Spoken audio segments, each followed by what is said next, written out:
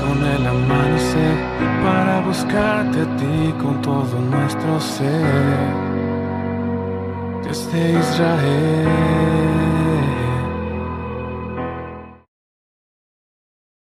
Bendiciones, familia, qué gusto estar en contacto otra vez con ustedes.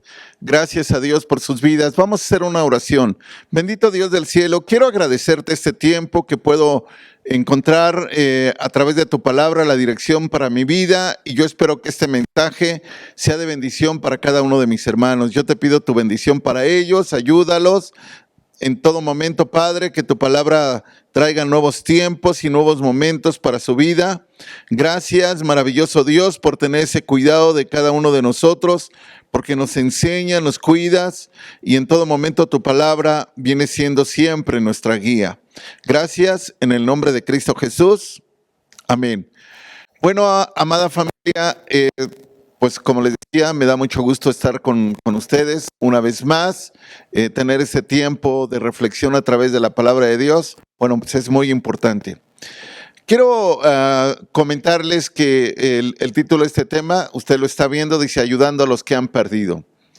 No todos en la vida hemos tenido la oportunidad de ser triunfadores, de ser alguien que ha ganado, alguien que ha llegado a la meta, alguien que ha logrado todo lo que ha querido. Hay mucha gente que ha vivido padeciendo, que ha venido sufriendo, que ha venido estando en una situación pues complicada, y no es porque ella quiera, es una situación que se ha dado adversa en su vida, y esto pues no es bueno para ellos. Esto les trae sufrimiento, les trae dolor, les trae soledad, les trae de alguna manera momentos de tristeza, dolor y tantas preguntas que pueden pasar por la mente de una persona que se siente que ha perdido, que se siente que en la vida no ha logrado nada, que no ha logrado lo que ha querido, que ha estado en una situación pues como que de desventaja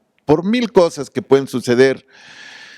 Y bueno, yo no sé si nosotros pudiésemos imaginar a cada una de estas personas que en la vida pues han estado pasando por toda esta adversidad. Creo que debe de ser difícil porque son momentos complicados, pasan momentos de temor, de miedo, de inseguridad, pues de tantas cosas que pueden haber en la mente de una persona que siente que, pues que se considera inclusive a sí mismo como perdedora. Hay gente que se califica con ese término y no tiene pues gran emoción por la vida, por todas las circunstancias que le ocurren. Y bueno, estos momentos que puede pasar una persona por mil cosas, pues le hace sentirse como alguien que no vale, que las cosas que puede hacer pues tampoco valen la pena.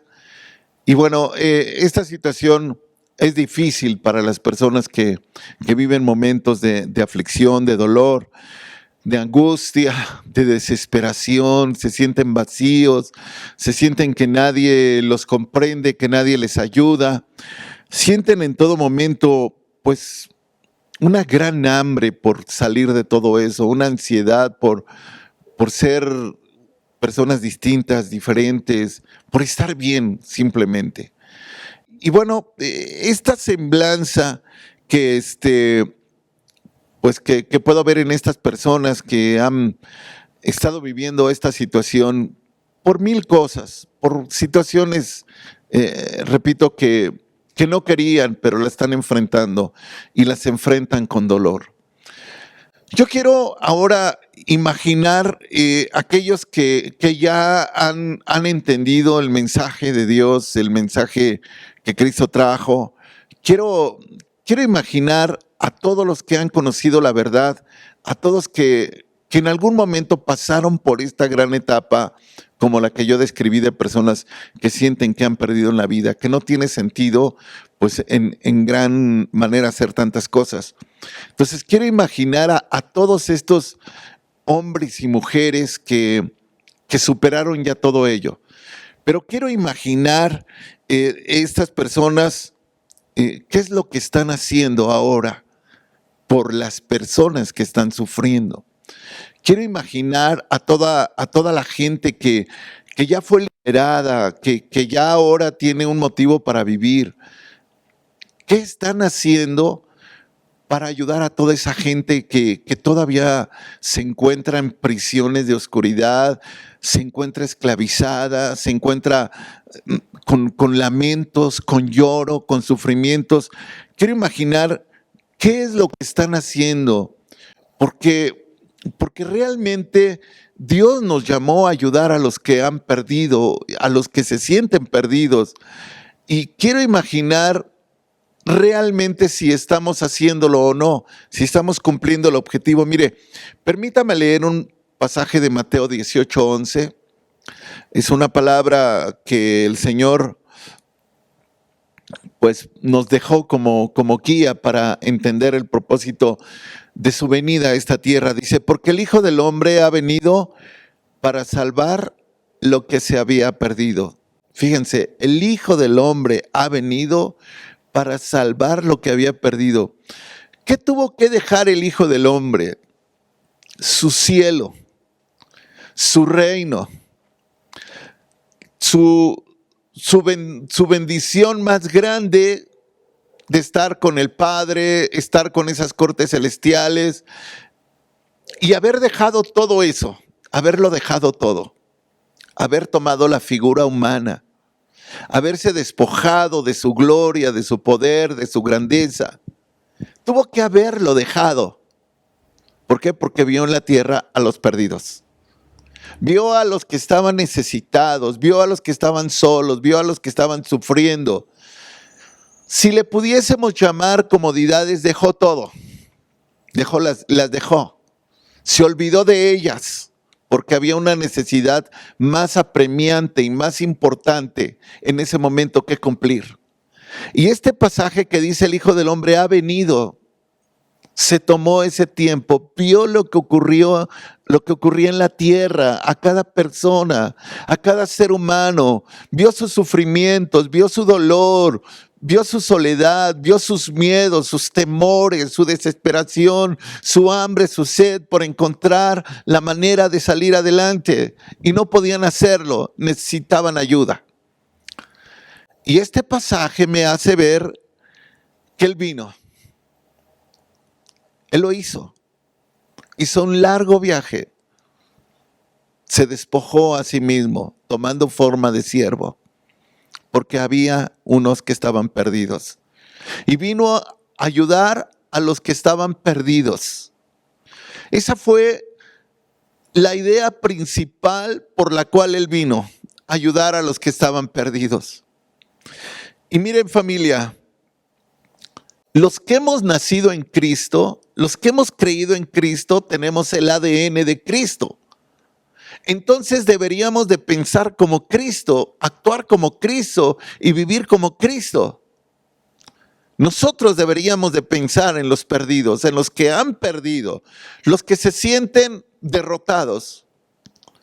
Y si esta fue la visión de Cristo, dejar todo lo que Él tenía, todo lo que representaba en ese momento estar con su Padre, estar en el cielo y tomando forma de siervo. Y además se hizo semejante a los hombres. Y estando en la condición de hombre, se humilló a sí mismo y fue a la cruz. No solamente vino, Él estaba consciente de que venir a ayudar a la raza humana, porque estaba perdida, no solamente representaba haber dejado todo lo que Él tenía, sino enfrentarse al dolor, enfrentarse a las circunstancias que en ese momento Él iba a vivir. Y mire, hoy las iglesias, muchas iglesias luchan por alcanzar a los perdidos. Pero ¿sabe qué ocurre en las iglesias? Una vez escuché a un pastor de una iglesia cuyos miembros eran cerca de 5,000 miembros. Me llamó la atención este comentario de este pastor en México. Y él decía, nosotros le hemos predicado y se han convertido en esta iglesia cerca de 100,000 personas.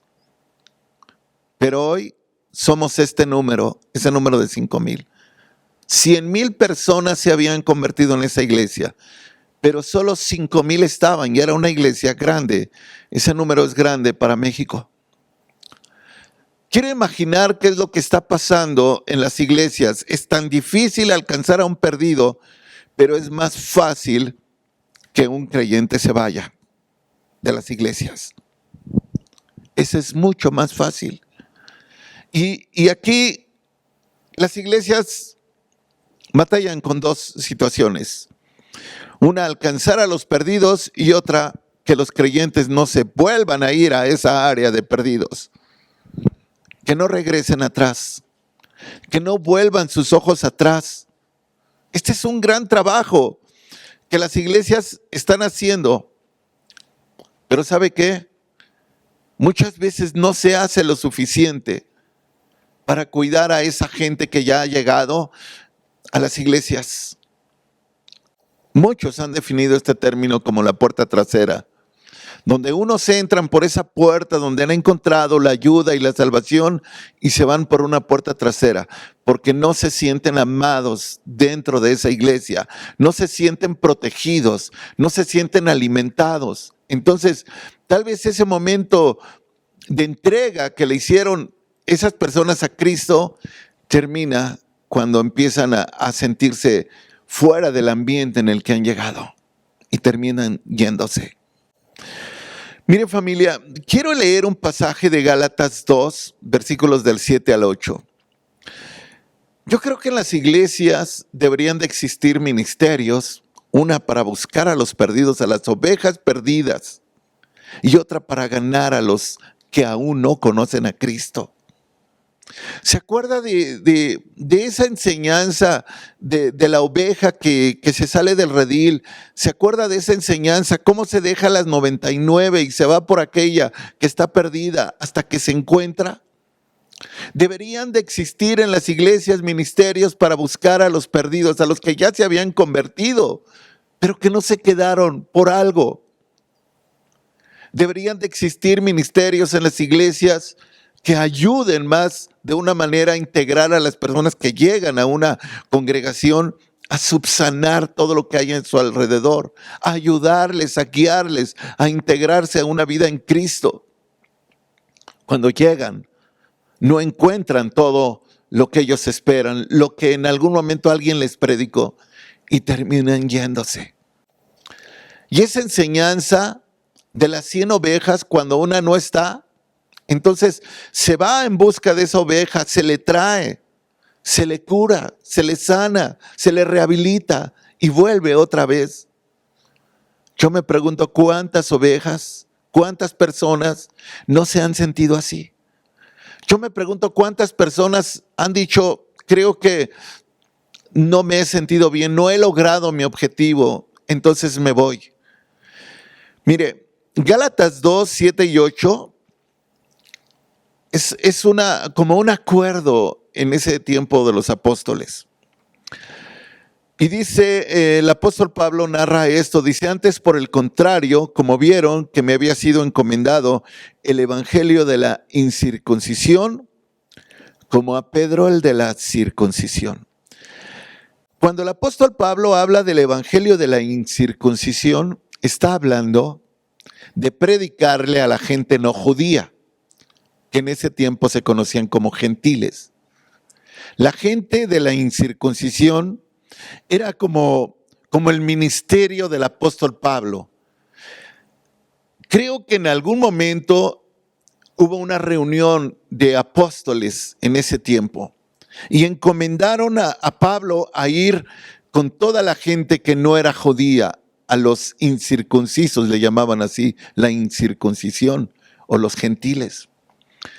Como a Pedro el de la circuncisión, y Pedro fue enviado a los judíos para que Pedro le predicara a los judíos, a los que eran circuncidados, porque así se les conocía a los judíos como los circuncidados, los que obedecían la ley.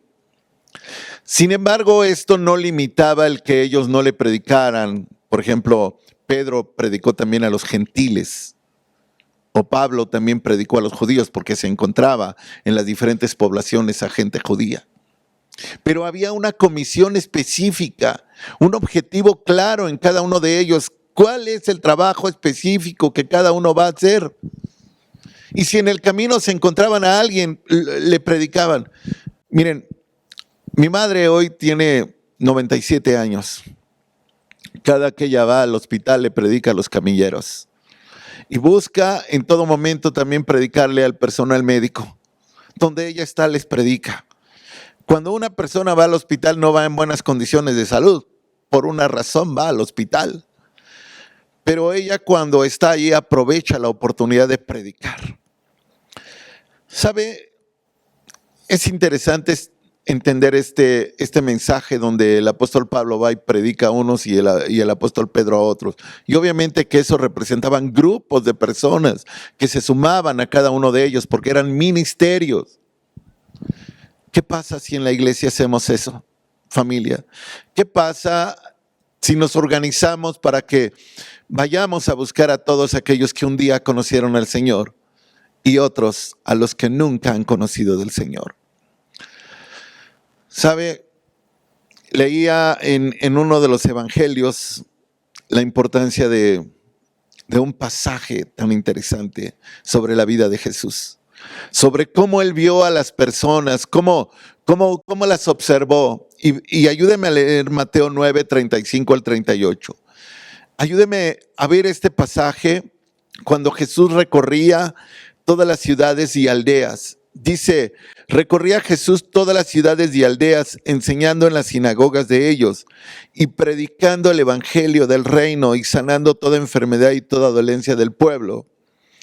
Y al ver las multitudes tuvo compasión de ellas porque estaban desamparadas y dispersas como ovejas que no tienen pastor. Entonces dijo a sus discípulos, a la verdad la mies es mucha, mas los obreros pocos. Rogad pues al Señor de las mies que envíe obreros a sus mies. Entonces Jesús le dice a sus discípulos, hay mucho trabajo, hay mucha gente necesitada, hay mucha gente que está enferma, hay mucha gente que está dolida. Porque él dice que cuando él llegaba a esos lugares, no solamente predicaba el evangelio del reino, dice que sanaba toda enfermedad y toda dolencia. Y dice que al ver estas multitudes tuvo compasión de ellas. ¿Cómo las habrá visto Jesús? ¿Qué habrá pensado Jesús cuando vio a toda esa gente, a toda esa multitud que se acercaba a él, buscando la salida de sus problemas, buscando una vida distinta? Y le dice a Jesús a sus discípulos, necesitamos que haya más gente, el trabajo es tanto. Porque a veces sabe que en las iglesias le hemos dejado el trabajo quizás al pastor, que lo haga él, quizás a los que están cerca del pastor. Pero ¿sabe qué? Cuando Jesús dice que Él tiene compasión de ellas, entonces Él lo hace. Mire, la palabra compasión, la definición de la palabra compasión, vamos a verla, vamos a leerla. Esto es lo que dice el diccionario, que es el sentimiento de tristeza que produce el ver padecer a alguien y que impulsa a aliviar su dolor o sufrimiento, a remediarlo o a evitarlo. Esto es compasión. Es un sentimiento de tristeza. Jesús tuvo este sentimiento de tristeza que le produjo ver padecer a esa gente y fue impulsado a aliviar su dolor o sufrimiento, a remediarlo y a evitarlo. Esto es compasión. Iglesia, yo me pregunto, ¿hay en usted compasión por toda la gente que está sufriendo? ¿Verdaderamente usted siempre siente ese sentimiento de tristeza por esas personas, por lo que están pasando, por lo que están sufriendo? ¿Siente esa compasión por ellos? Entonces, si usted siente esa compasión por ellos al verlos padecer o sufrir, entonces usted debe de ser impulsado a aliviar su dolor o sus sufrimientos, a remediarlo o a evitarlo. Iglesia, Esto es lo que hubo en Jesús. Y esto es lo que debe de haber en nosotros. Compasión por las personas que han perdido y que no tienen quien las ayude. Familia, yo sé que usted se reúne. Yo sé que usted lee la Biblia. Yo sé que usted ora. Yo sé que usted ayuna. Pero nada de esto le va a servir si usted no tiene compasión por los que han perdido. Usted necesita tener compasión. Yo les decía, tiene que tener el ADN de Jesús. Si usted tiene el ADN de Jesús, entonces debe sentir compasión por todas esas personas que están sufriendo, que están padeciendo, que están solas. Y llegar a aliviar su dolor. Esto es lo que tenemos que hacer. Compasión es mostrar misericordia para ellos. De verdad. Mire, permítame leer otro pasaje que está en Lucas 10, 29, 37. Yo sé que usted conoce este pasaje, pero quiero que usted y yo comprendamos que compasión es tener misericordia de esas personas. Dice este pasaje, pero él, está platicando Jesús con un religioso, pero él queriendo justificarse a sí mismo dijo a Jesús, ¿y quién es mi prójimo? Respondiendo Jesús dijo, un hombre descendía de Jerusalén a Jericó y cayó en manos de ladrones, los cuales le despojaron e hiriéndole se fueron dejándole medio muerto. Aconteció que descendió un sacerdote por aquel camino y viéndole pasó de largo. Asimismo un levita, llegando cerca de aquel lugar y viéndole pasó de largo. Pero un samaritano que iba de camino, vino cerca de él y viéndole fue movido a misericordia. Tuvo compasión de él. Y acercándose vendó sus heridas, echándole aceite y vino y poniéndole en su cabalgadura, lo llevó al mesón y cuidó de él. Otro día al partir sacó 2 denarios y los dio al mesonero y le dijo, cuídamele y todo lo que gastes de más, yo te lo pagaré cuando regrese. Tener compasión de los que están en estos momentos en desgracia, en dolor, en sufrimiento, es un sentimiento que nos tiene que mover a misericordia. Y esa misericordia va a implicar quizás hacer nuestros propios gastos de nuestros propios recursos. El samaritano no fue a ver quién quería pagar los gastos. Él tomó de su dinero, tomó de sus recursos, hizo lo que tenía que hacer para ayudar a la persona que estaba en ese momento en desgracia y pidió que se le cuidara de él. La plática de Jesús con este religioso en el versículo 36 continúa. Y Jesús le hace la pregunta, ¿quién pues de estos 3 te parece que fue el prójimo de aquel que cayó en manos de los ladrones? Él dijo, el que usó de misericordia con él. Entonces Jesús le dijo, ve y haz tú lo mismo. Ve tú y haz tú lo mismo. Vayamos y hagamos lo mismo. Familia, vayamos y hagamos lo mismo.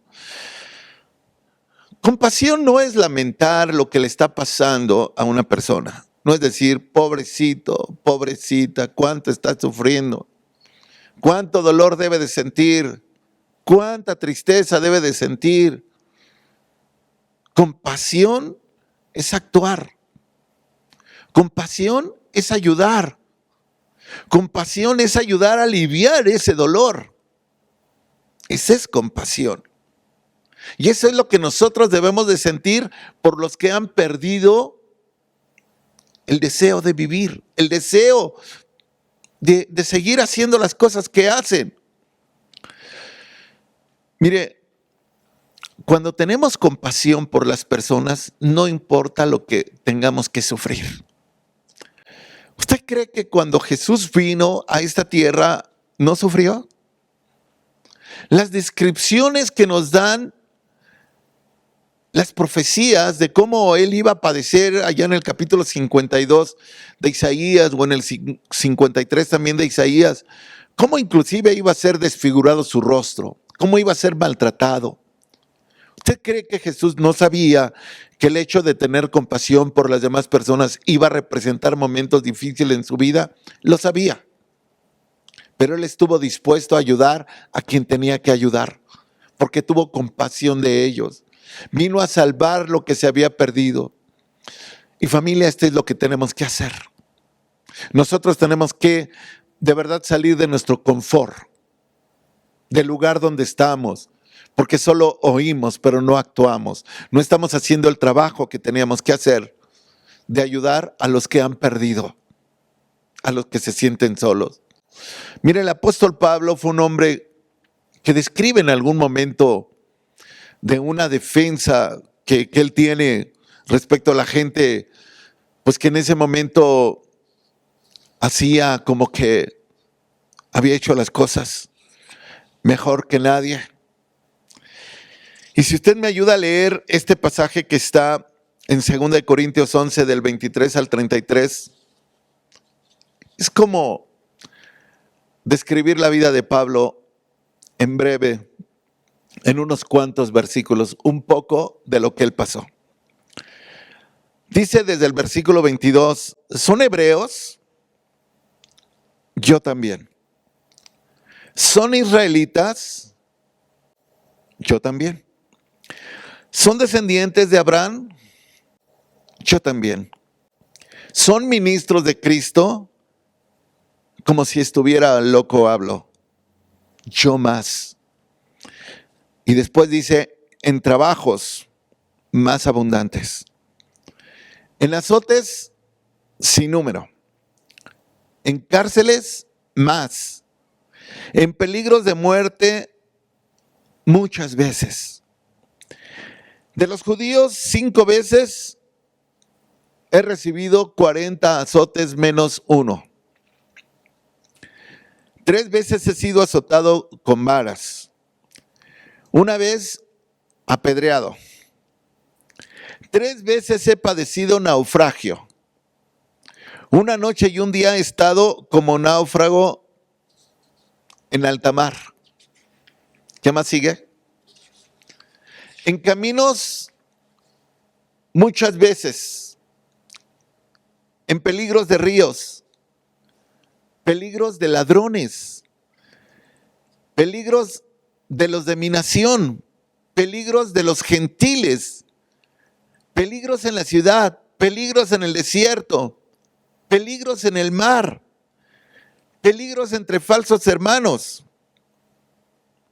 en trabajo y fatiga, en muchos desvelos, en hambre y sed, en muchos ayunos, por todas las iglesias. ¿Quién enferma y yo no enfermo? ¿O a quién se le hace tropezar y no me indigno? Si es necesario gloriarse, me gloriaré en lo que es de mi debilidad. El Dios y Padre de nuestro Señor Jesucristo, quien es bendito por los siglos, sabe que no miento. En Damasco, el gobernador de la provincia del rey Aretas guardaba la ciudad de los damasenos para prenderme. Y fui descolgado del muro en un canasto por una ventana y escapé de sus manos. Yo no sé si usted pueda darse una idea de lo que el apóstol Pablo pasó y sufrió. ¿Sabe por qué? Porque Dios le había dicho que él iba a ir a predicarle a los gentiles, a los de la incircuncisión. Y todo esto que él pasó fue por predicar el evangelio. No le importó. Él en ningún momento rehusó hacer el trabajo que tenía que hacer. Quizás de toda esta larga lista, en la primera él hubiera dicho, no, ya mejor, ¿para qué me expongo? ¿Para qué lo hago? No dejó de hacerlo. Mire, familia, en Michoacán se ha levantado una iglesia en la isla de Tecuena. Mi hermano Macario pasó por situaciones de riesgo, de peligro, con su familia. Él ya partió con el Señor.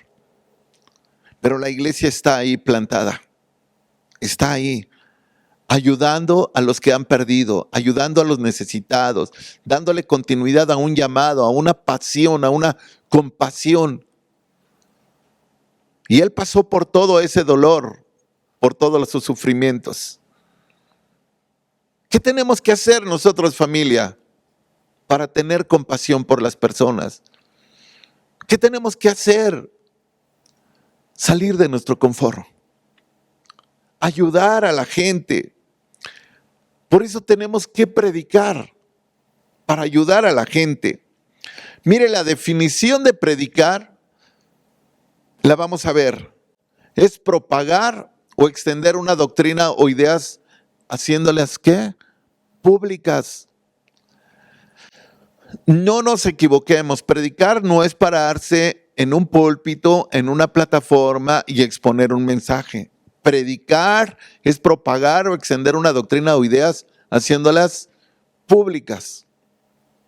Y este es un trabajo que quizás muchos de nosotros no hemos hecho porque no hemos sentido compasión. Mire, Marcos 16 del 15 y 16, versículos 15 y 16, un pasaje que quiero que usted vea. Y les dijo: id por todo el mundo y predicad el evangelio a toda criatura. Y el que creyere y fuere bautizado será salvo, mas el que no creyere será condenado. Nuestro trabajo es predicar, es hablarles de Cristo a las personas, es decirles que hay salida y hay salvación para sus vidas. Este es nuestro trabajo. Quizás algunas personas reciban el evangelio y otras no. Si no lo reciben, usted lo hizo, usted lo llevó, usted tuvo compasión de ellos. Pero este es el trabajo que Dios nos pidió que hiciéramos: predicar el evangelio a toda persona. Y el que creyere entonces fuere bautizado. Cuando una persona es bautizada, da testimonio de un nuevo cambio en su vida. Da testimonio de que fue transformada por el poder de Dios. Y estamos hablando de un bautismo que usted mismo decide. Y un bautismo igual al que Jesús tuvo, sumergido totalmente el cuerpo en agua y donde usted toma una decisión de arrepentimiento para vivir una nueva vida. Este es como que un gran comienzo para aquel que se sentía perdido. Y este es lo que tenemos que hacer. Esto es lo que tenemos que hacer. Dice: y el que creyere y fuere bautizado será salvo, mas el que no creyere será condenado. ¿Sabe que todas esas personas que están pasando por dolor y sufrimiento podían ir a la condenación y nosotros estar cruzados de brazos? Nosotros tenemos que volver a entender que el evangelio es medicina para el alma. Es la ayuda que la gente está necesitando ahora. Pero ese evangelio está en sus manos, está en su boca, ya Cristo ya se lo dio. Y tenemos que llevarlo a la gente que está cerca de nosotros. ¿Recuerda el pasaje que leímos? Al principio, Mateo 18:11. Porque el Hijo del Hombre ha venido para salvar lo que se había perdido. Familia, tenemos por delante un gran trabajo: ayudar a aquellos que están perdidos. Aquellos que en estos momentos sienten que no tienen esperanza. Tú y yo somos la voz del Señor. Somos la palabra que los va a animar. Somos la palabra que los va a llevar a tener tiempos diferentes. Por favor, considera este mensaje y ten compasión y misericordia por la gente que sufre. Gracias, familia. Permíteme hacer una oración. Bendito Dios, quiero agradecerte por la vida de mis hermanos. Permítenos cumplir toda ordenanza. Lo que se nos ha encomendado, permítenos llevarlo a cabo. Porque, mi Dios, la palabra tenemos que obedecerla y cumplirla. Hoy la recibimos de tu parte y también la vamos a llevar como un mensaje tuyo a aquellos que han perdido y que se sienten perdidos, mi Dios, y que están perdidos. Gracias en esta hora, en el nombre de Cristo Jesús. Amén. Dios les bendiga y nos vemos la próxima. Bendiciones.